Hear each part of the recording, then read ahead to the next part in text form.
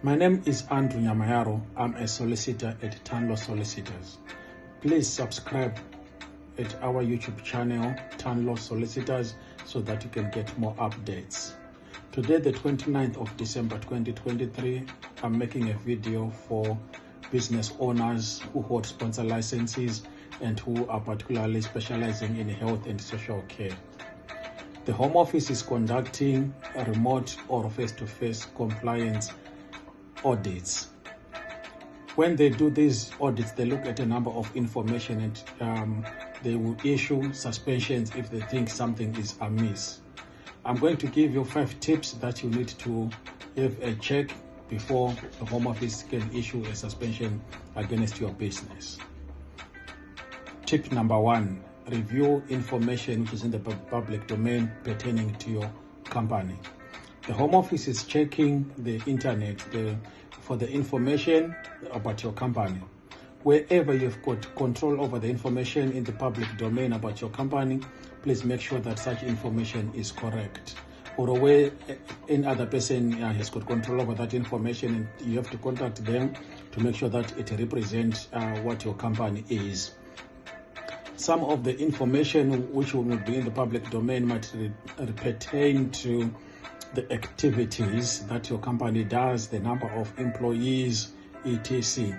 Some of the information might even be in the social media. So make sure that the information is correct. Point number 2, review public registers. There are a number of public registers that hold information about your companies, such as the Companies House, the CQC, Ofsted, etc. The information in such public registers should be correct.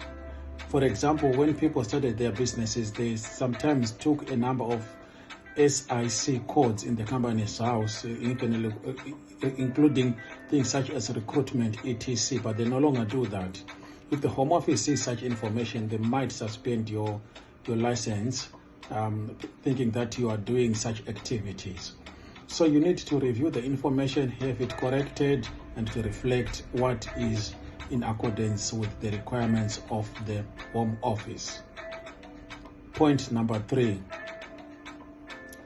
review how your employees meet the requirements of the Home Office.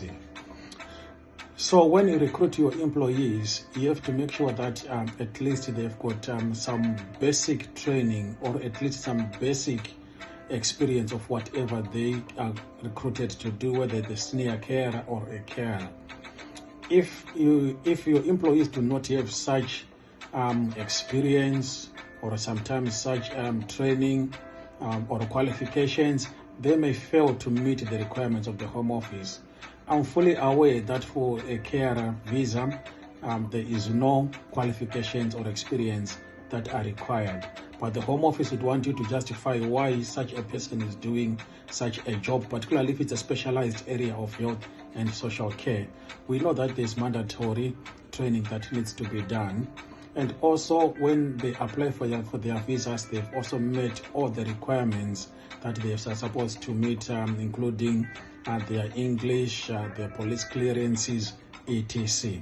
You have to make sure that all such information is documented and kept within your files in a place that is conveniently accessible in case the Home Office comes and starts inspecting your information and your documents.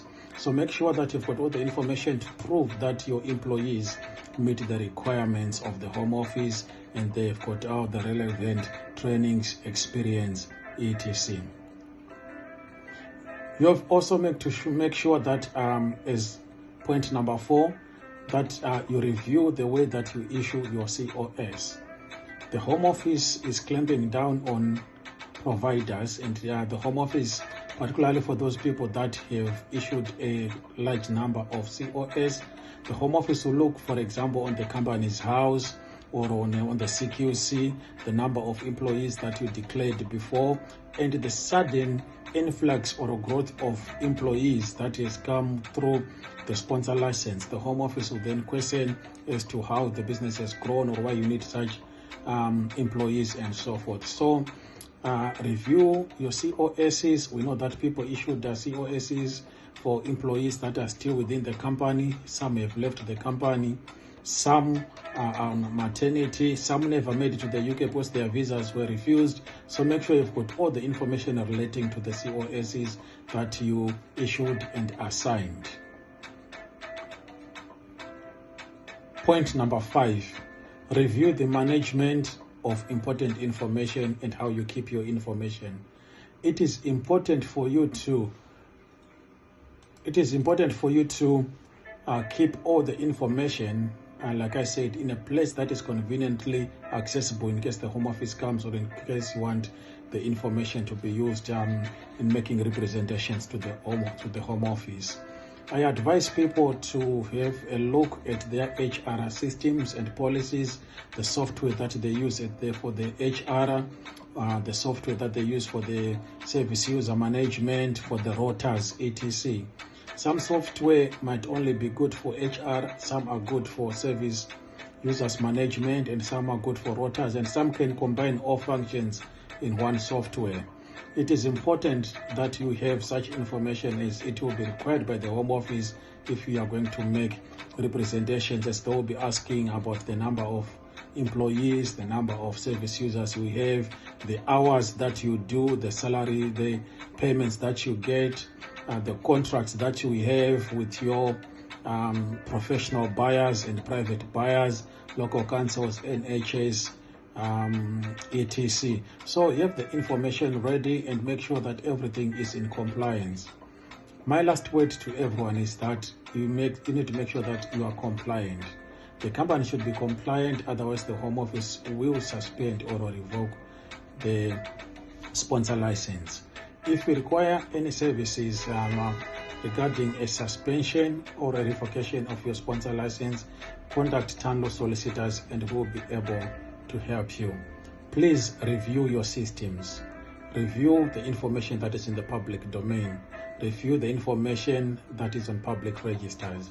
Review the COSs that you have done, and make sure that the employees that you recruit meet or have met the requirements of the Home Office.